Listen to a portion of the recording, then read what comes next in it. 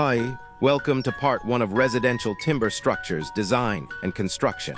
In this video, you will learn the names of structural elements in timber residential buildings using pictures from real projects. Starting from the roof, you see the metal sheet cladding that is installed on either rafters or top hat. The top hat is bolted to the truss underneath, and the truss is placed on the top plates of the timber stud wall. A timber stud wall consists of vertical and horizontal timber members. The vertical studs, typically spaced at 450 millimeters apart, form the main load paths of the wall. These are framed between the top plate, located the T-ceiling level, and the bottom plate, which sits directly on the slab. Importantly, the bottom plate must be securely fixed to the concrete slab, either using anchor bolts or concrete nails, as specified in AS 1684.2. Residential timber-framed construction, non-cyclonic areas. This connection is vital to prevent uplift, shifting, or displacement under structural or wind loads. For sites classified under cyclonic conditions, AS 1684.3 provides the necessary enhancements for tie-downs and bracing. In a load-bearing wall, vertical loads from the roof structure, upper floors or ceiling joists are transferred into the top plate, down through the studs, and into the bottom plate. From there, the loads are transmitted into the concrete slab, which must be designed according to AS 2870.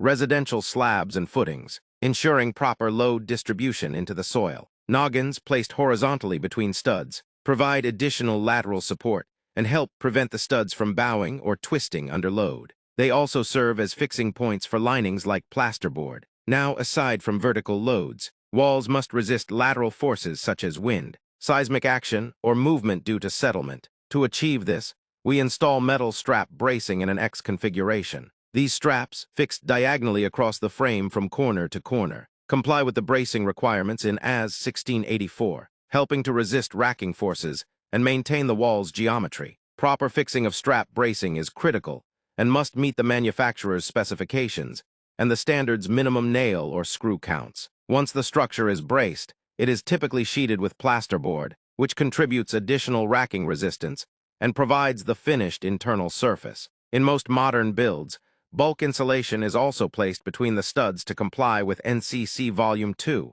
energy efficiency provisions, improving thermal and acoustic performance. For non-load-bearing partition walls, the construction is largely the same, though these walls do not carry any significant vertical load apart from their own weight and the wall linings. They still need to be properly fixed and braced if required, especially in high wind zones or multi-residential applications. Moreover, you see the openings in this wall. These are windows, doors, and vaults. The horizontal member on top of the opening is a load-bearing element and is called lintels. Lintels transfer loads from the roof to the nearby studs. The vertical studs placed below and over the openings are called jack studs. In conclusion, timber stud walls are more than just a method for dividing space.